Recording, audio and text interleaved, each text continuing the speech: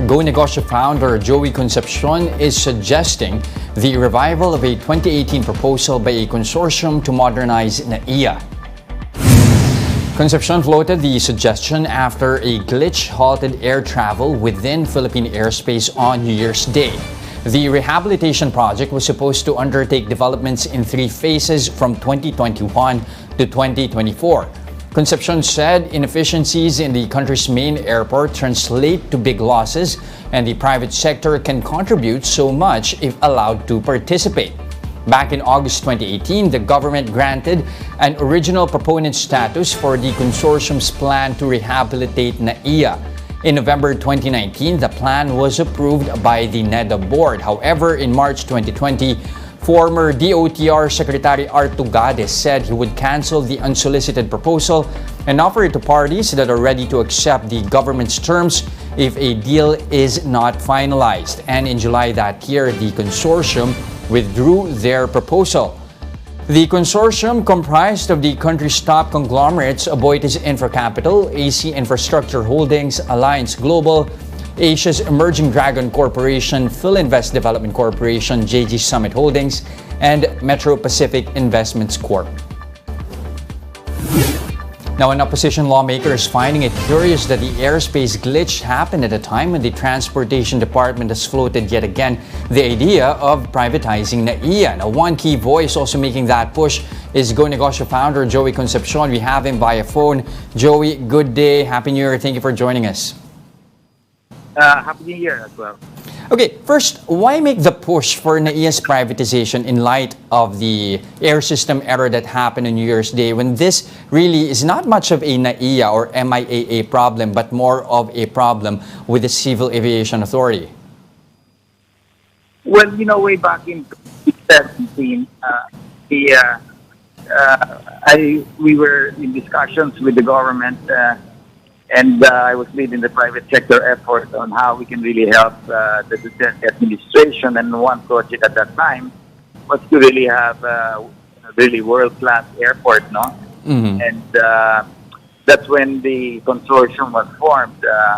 And it progressed in 2018 from an idea to actually an understanding with the government on what was going to be undertaken. But then sometime in 2020, I believe Secretary Tugade said if this is not getting anywhere, might as well just stop it. No, so I thought it was the best thing. We were close to.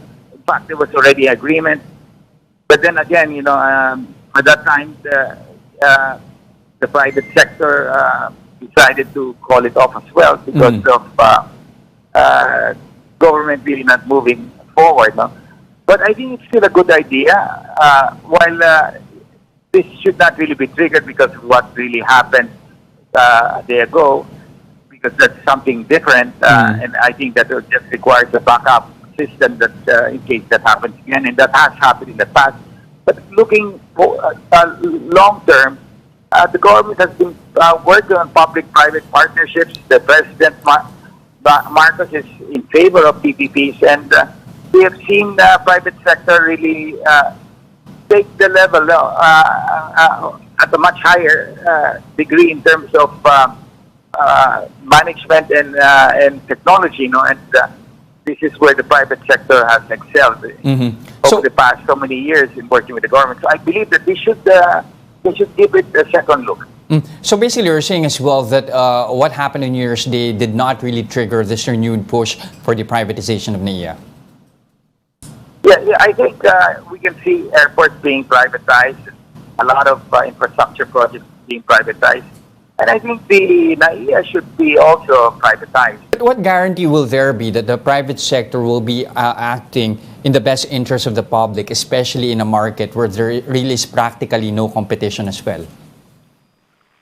Well, then again, it's the government's choice. No, if they feel that the proposal of the private sector is not worth it, I mean, it will cost the country more, then they decide to run it on their own. I mean, this is a suggestion being made, even way back. Now, if the government feels that it can handle it on its own, then so be it. I'm just suggesting that we take a second look at this option, which was about to take off during the Okay, if we take a look back at the 2018 proposal, what guarantees do we have that there's not going to be additional or add-on cost to being transferred here to passengers and travelers? Because normally that would be the fear when it comes to privatization.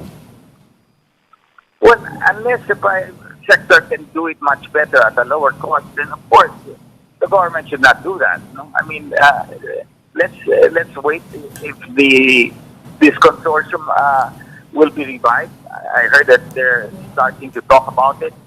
I think it's worth taking a look. If you look at this thing, this glitch that happened, this is not the first time. It's already happened, and fortunately, I mean, nothing happened in the airspace. No? So moving forward, the government always has the option of buying the backup system immediately, and that would solve that particular problem.